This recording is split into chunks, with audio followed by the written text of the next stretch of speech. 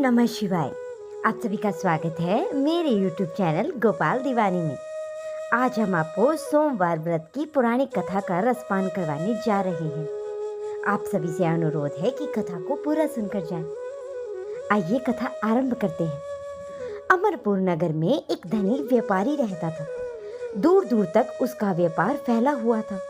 नगर में उस व्यापारी का सभी लोग मान और सम्मान करते थे, परंतु इतना सब कुछ होने के बाद भी वह व्यापारी अंतर्मन से बेहद ही दुखी था, क्योंकि उस व्यापारी का कोई भी पुत्र नहीं था और दिन रात उसे एक ही चिंता सताती रहती थी कि उसके बाद उसके इतने बड़े व्यापार और धन संपत्ति को कौन संभालेगा। और पुत्र पाने की इच्छा से वह व्यापारी प्रति सोमवार भगवान शिव की व्रत और पूजा किया करता था। सायंकाल को व्यापारी शिव मंदिर में जाकर भगवान शिव के सामने घी का दीपक जलाया करता था। लेकिन उस व्यापारी की भक्ति को देखकर एक दिन माता पार्वती ने भगवान शिव से कहा कि हे प्राणनाथ, यह व्यापारी आपका सच्चा भगत है और कितने दिनों से यह सोमवार का व्रत और पूजा नियमित रूप से कर रहा है। भगवान, आप इस व्यापारी की मनोकामनाएं अवश्य पूर्ण करें। तब भगवान शिव ने मुस्कुराते हुए कहा कि हे पार्वती, इस संसार में सबको उसके कर्म के अनुसार ही फल की प्राप्ति होती है। प्राणी जैसा कर्म करते हैं उन्हें वैसा ही फल प्राप्त होता है। और इसके बावजूद भी पार्वती जी बिल्कुल नहीं मानी और इतना आग्रह करते हुए उन्होंने कहा कि नहीं प्राणनाथ, आपको इस व्यापारी की इच्छा अवश्य पूरी करनी पड़ेगी और यह आपका अन्य परम भगत है।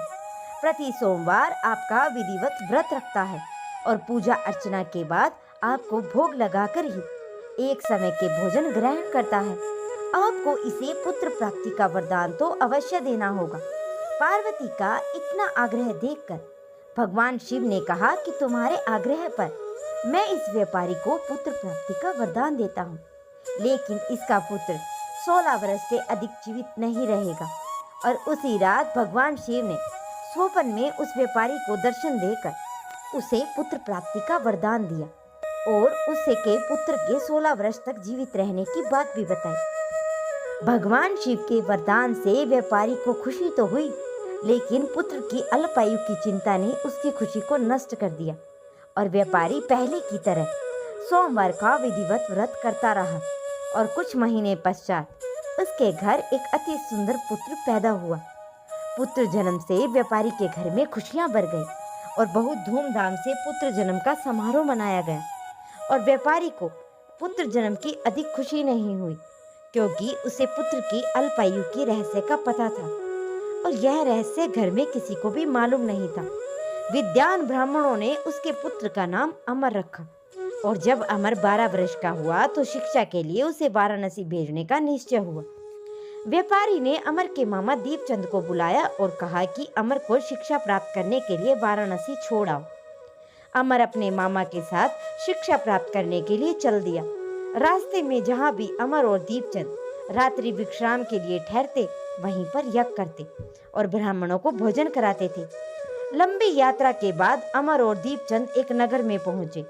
उस नगर के राजा की कन्या के विवाह की खुशी में पूरे नगर को सजाया गया था और निश्चित समय पर बारात भी आ गई थी। लेकिन वर का पिता उसके बेटे के एक आंख से काने होने के कारण बेहद ही चिंतित था।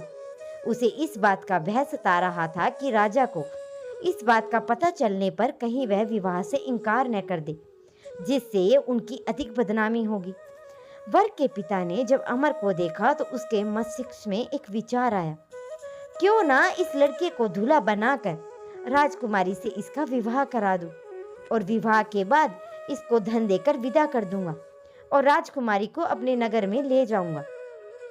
वर के पिता ने इसी संबंध में अमर और दीपचंद से जब बात की तो दीपचंद ने धन के मिलने के लालच में वर के पिता की बात को स्वीकार कर लिया।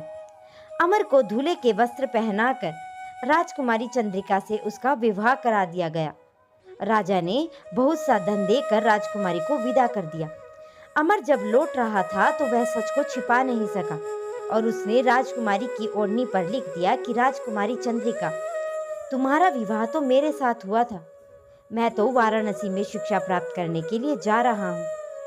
अब तुम्हें जिस नवयुवक की पत्नी बनना पड़ेगा वह एक आंख से काना है और जब राजकुमारी ने अपनी ओढ़नी पर लिखा हुआ पढ़ा तो उसने काने लड़के के साथ जाने से इनकार कर दिया और राजा ने सब बातें जानकर राजकुमारी को महल में रख लिया।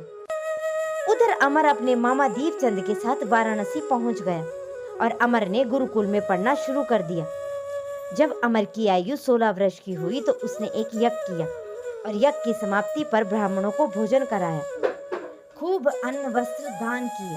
रात में जब अमर अपने शयन कक्ष में सो गया तो शिव के वरदान के अनुसार शयन व्यवस्था में ही अमर के प्राण पखेरु उड़ गए। सूर्य दोपहर मामा अमर को मृत देखकर रोने पीटने लगा और आसपास के लोग भी एकत्रित होकर दुख प्रकट करने लगे। मामा के रोने के विलाप के स्वर समीप से गुजरते हुए भगवान शिव और माता पार्वती ने भी सुने। जब माता पार्वती जी ने भगवान शिव से कहा कि प्राणनाथ, मुझे इसके रोने के स्वर सहन नहीं हो रहे, आप इस व्यक्ति के कष्ट को अवश्य दूर करो। भगवान शिव ने पार्वती जी के साथ अदृश्य रूप में समीप जाकर जब अमर को देखा तो पार्वती जी से बोले कि पार्वती, यह तो उसी व्यापारी का पुत्र है जिसे मैंने 16 वर्ष की आयु का वरदान दिया था। इसकी आयु तो पूरी हो गई। पार्वती जी ने फिर भगवान शिव से निवेदन किया कि हे प्राणनाथ, आप इस लड़के को जीवित करें, नहीं तो इसके माता पिता तुम रो रो कर अपने प्राणों का त्याग कर देंगे। इस लड़के का पिता तो आपका परम भगत है और वर्षों से सोमवार का व्रत करते हुए आपको भोग लगा रहा है। पार्वती के आग्रह करने पर भगवान शिव ने उस लड़के को जीवित होने का वरदान दिया और कुछ ही पल में वह जीवित होकर उठ बैठा और शिक्षा प्राप्त करने के लिए अमर मामा के साथ अपने नगर की ओर चल दिया और दोनों चलते हुए उसी नगर में पहुंचे जहां अमर का विवाह हुआ था। उस नगर में भी अमर ने यज्ञ का आयोजन किया और समीप से गुजरते हुए नगर के राजा ने जब यज्ञ का आयोजन देखा तो राजा ने अमर को तुरंत ही पहचान लिया और यज्ञ समाप्त होने पर राजा अमर और उसके मामा को वह महल में ले गए। कुछ दिनों बाद महल में उन्हें रखकर बहुत सा धन और वस्त्र देकर राजकुमारी के साथ विदा कर दिया गया। रास्ते में सुरक्षा के लिए राजा ने बहुत से सैनिकों को उनके साथ भेजा और दीपचंद ने नगर में पहुंचते ही एक दूत को घर पर भेजकर अपने आगमन की सूचना भेजी। अपने बेटे अमर के जीवित वापस लौटने की सूचना से व्यापारी बहुत ही प्रसन्न हुआ और व्यापारी ने अपनी पत्नी को अपने साथ एक स्वयं कमरे में बंद कर रखा था और भूखे प्यासे रहकर व्यापारी और उसकी पत्नी बेटे की प्रतीक्षा कर रहे थे। उन्होंने प्रतिज्ञा कर रखी थी कि यदि उन्हें अपने बेटे की मृत्यु का समाचार मिला तो वह दोनों अपने प्राणों का त्याग कर देंगे। व्यापारी अपनी पत्नी और मित्रों के साथ नगर के द्वार पर पहुंचा तो अपने बेटे के विवाह का समाचार सुनकर पुत्र वधू राजकुमारी चंद्रिका को देखकर उनकी खुशी का ठिकाना न रहा।